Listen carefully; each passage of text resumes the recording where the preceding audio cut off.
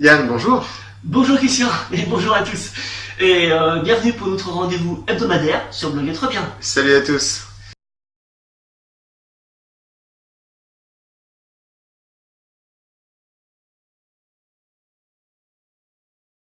Ça fait depuis 3 semaines que je parle de cette séance qui arrive maintenant. Donc plus de patience, c'est maintenant. Je vous invite fortement à regarder, sauf si vous maîtrisez bien sûr, les 2 précédentes séances. Ce sont des exercices de préparation à ce qui arrive aujourd'hui. Donc si vous connaissez la posture sur les épaules, la charrue, le pont, etc. Vous pouvez éventuellement regarder les différentes variantes que je propose. On allait à l'essentiel. Si vous voulez la préparation, c'est les vidéos précédentes, les 2 vidéos précédentes juste avant. Et pour le reste, c'est maintenant. Donc, posture sur les épaules. Je vous conseille de poser les fesses à l'avant du tapis. D'accord. Donc, de toute façon, au niveau du cas, ça devrait aller là. Oui. Oui, parfait. Parce qu'à un moment donné, les pieds, ils vont arriver par là. Donc sinon, c'est, je dis à chaque élève, parce que le yoga, normalement, c'est longueur du tapis, mais les pieds vont arriver facilement au bout du tapis. Donc si je me mets les fesses au milieu, ça va pas le faire. Donc là, directement, posture. Alors là, on est déjà sur les épaules, hein, techniquement. Plus ou moins. Sauf que la vraie position sur les épaules, c'est le corps à la verticale. Donc, là en fait, hop, je vais mettre mes mains, les coudes dans le prolongement du corps, les mains en soutien lombaire au fur et à mesure que je monte. Alors vous avez pu remarquer que au fur et à mesure que je lève les pieds, je décale, je diminue, j'augmente l'angle en fait. Je passe d'un 90 à une ligne droite. Il faut surtout éviter, dans la posture sur les épaules, de monter comme ceci, parce qu'en fait, même si vous êtes en soutien lombaire, en fait c'est un faux soutien.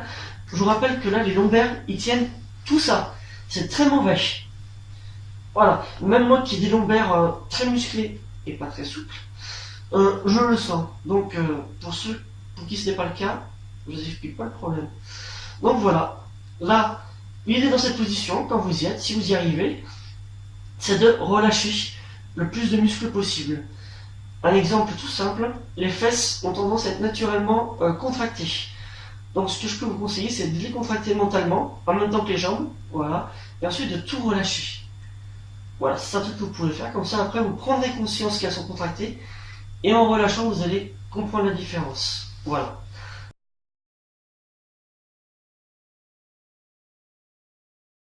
À partir de ce travail-là, on peut, bon, pour ceux qui veulent, hein, faire le lotus. Alors moi j'y arrive pas.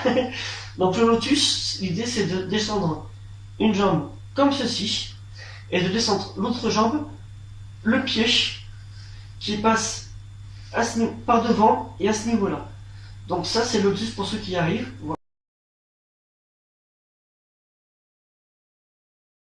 Voilà.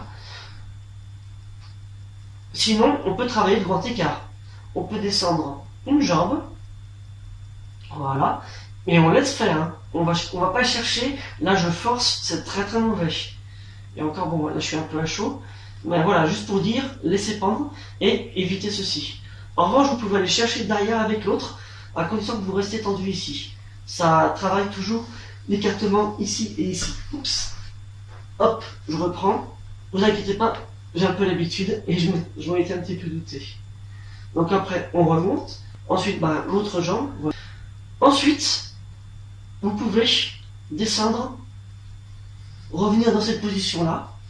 Et à partir de cette position-là, vous allez dans ce qu'on appelle la charrue.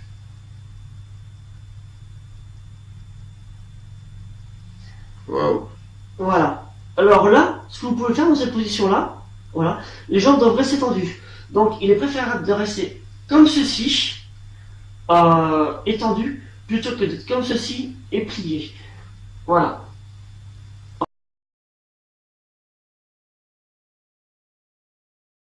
Enfin, D'accord. c'est pas vraiment dangereux, hein, c'est juste qu'en fait, il y a moins de travail. Et allez-y tout doucement parce que là, vraiment, les lombaires, ils travaillent énormément dans cette position, même si les pieds sont au sol. Et si les pieds sont au sol, vous pouvez crocheter avec ces 2 doigts à l'intérieur du pouce. comme ceci. Mais enfin, je veux dire, les pouces restent comme ça. En gros, ça donne ceci. Et là, en fait, pour ceux qui connaissent, c'est comme le flexion avant, sauf qu'on est au sol. Et là, on peut faire des petits pas et rapprocher. Voilà. Alors, encore une fois, tout doucement. Le but, c'est de travailler les lombaires. Voilà. Même principe que la flexion avant. Voilà. Voilà. Je viens juste de repenser, je repasse brièvement à la verticale. Il y a un truc que vous pouvez faire, si vous avez vraiment l'habitude, si vous êtes à l'aise et que le dos n'a pas de problème, vous pouvez soit comme ça, soit comme ça. Voilà. Donc du coup, ça fait une sorte de... Contrepoids. C'est ça, voilà. En revanche, ça travaille un peu plus au niveau du cervical. Ouais. Et vous avez sinon, si vous avez vraiment l'habitude, ceci. Voilà. Faites juste des gaffes de ne pas être trop penché. Parce que là, il n'y a plus de point d'appui. Ouais. Donc, je reviens comme ceci. Et vous pouvez également faire ceci dans cette position, hein, c'est pas interdit. Ensuite, vous pouvez écarter légèrement, travailler le grand écart, ou vous pouvez plier les genoux et les mettre de chaque côté des oreilles.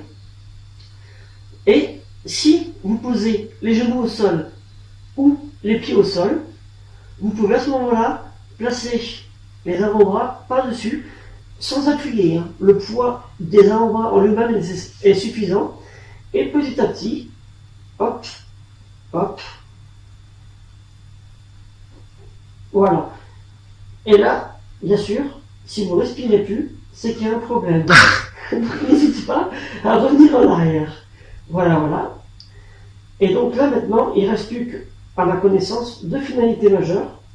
Soit vous revenez directement comme ceci. Alors là, que vous soyez plié ou tendu, les mains au sol qui restent vraiment en résistance pour que la colonne revienne tout doucement. Oui. Voilà. Et maintenant, une autre finalité que je vais montrer, voilà, c'est que à partir de ça, on peut placer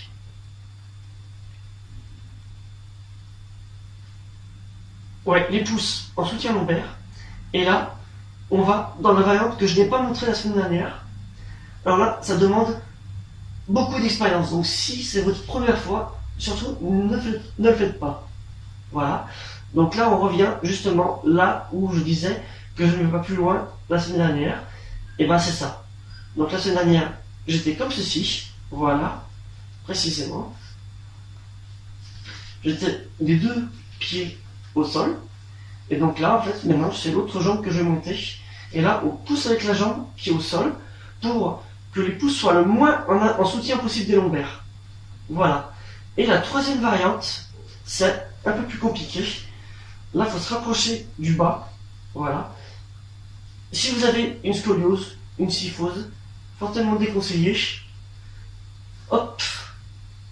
Hop. Et là, on appelle ça le plan. Je crois que ça s'appelle le plan incliné. Je sais pas du tout, je sais pas me dire. D'accord. Voilà, ça n'est pas trop loin. C'est une ligne droite normalement. Ah oui, là c'est une belle ligne droite. Hop. Et sinon, vous pouvez, à partir de cette position, dernier exercice, hop, voilà. Bon, vous avez deviné, hein, c'est le pont. Ouais. Alors, pour le pont, on pousse avec les mains, et au fur et à mesure, la tête ne doit pas toucher le sol. Quand on se repose, la tête en direction du ciel, tout doucement, voilà, comme ceci, et un petit massage lombaire, tout doucement, voilà. Ok. Pour aujourd'hui, c'est largement suffisant, c'est même trop. Rendez-vous la semaine prochaine pour un nouveau rendez-vous hebdomadaire sur Blog Être Bien. Et comme d'habitude, si vous avez aimé, vous pouvez liker. Si vous avez des questions et des commentaires, vous pouvez Les laisser. allez-y, voilà, les laisser sur voilà. On les lit tous, on répondra. Voilà. Au revoir, à la semaine prochaine à tous. Salut à tous, salut Yann. Salut Christian.